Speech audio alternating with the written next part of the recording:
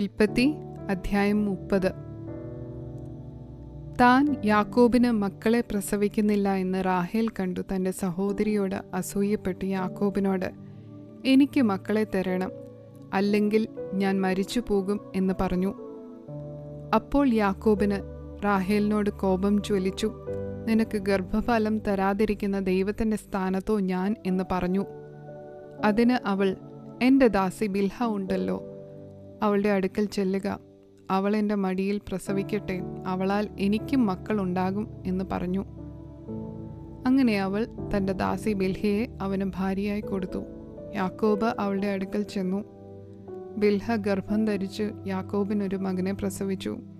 അപ്പോൾ റാഹേൽ, ദൈവം എനിക്ക് ന്യായം നടത്തി എൻ്റെ അപേക്ഷ കേട്ടു, എനിക്കൊരു മകനെ തന്നു എന്ന് പറഞ്ഞു.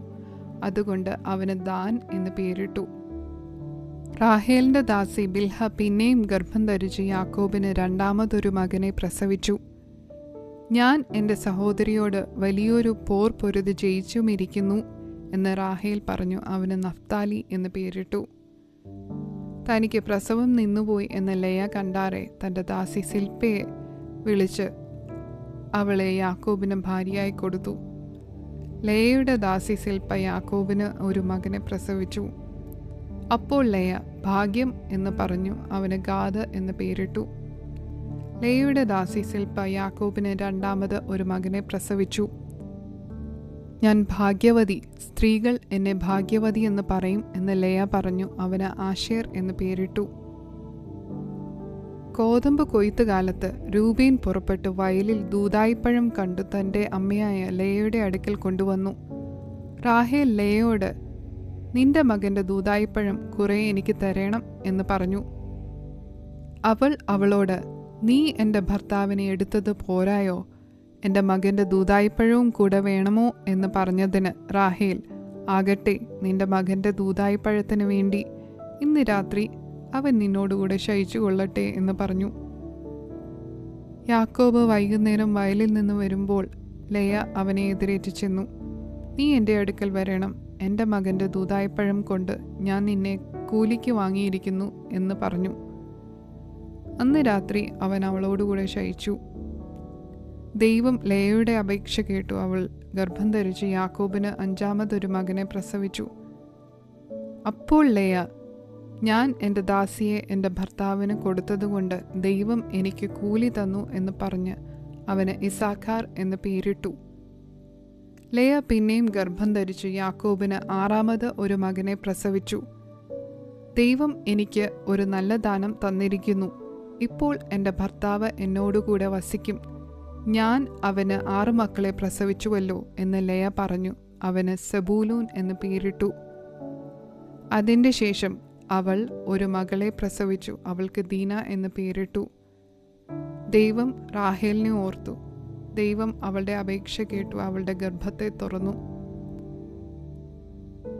അവൾ ഗർഭം ധരിച്ചു ഒരു മകനെ പ്രസവിച്ചു. ദൈവം എൻ്റെ നിന്ന നീക്കി കളഞ്ഞിരിക്കുന്നു എന്ന് പറഞ്ഞു.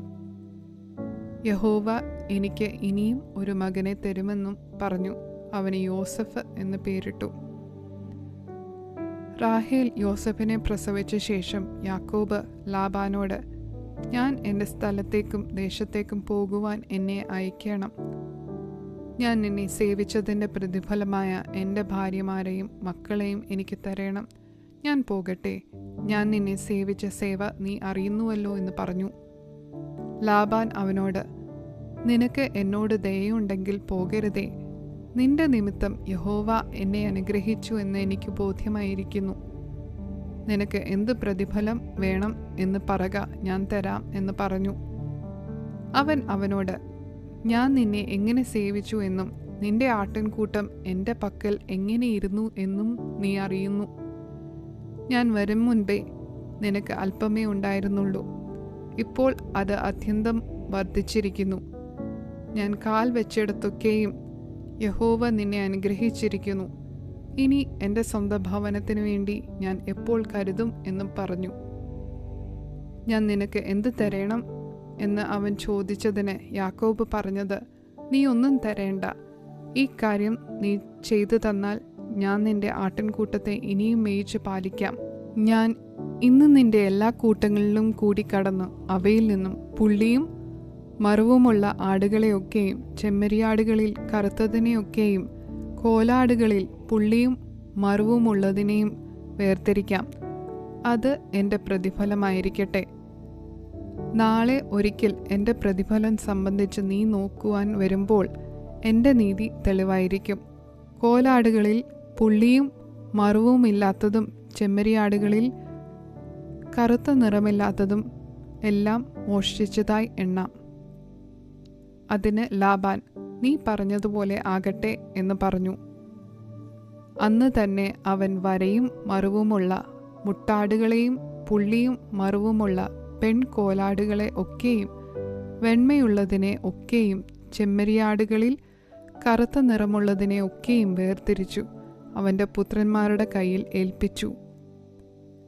അവൻ തനിക്കും യാക്കോബിനും ഇടയിൽ 3 ദിവസത്തെ വഴിയകലം വച്ചു. ലാബാന്റെ ശേഷമുള്ള ആട്ടിൻകൂട്ടങ്ങളെ യാക്കോബ് മേയിച്ചു.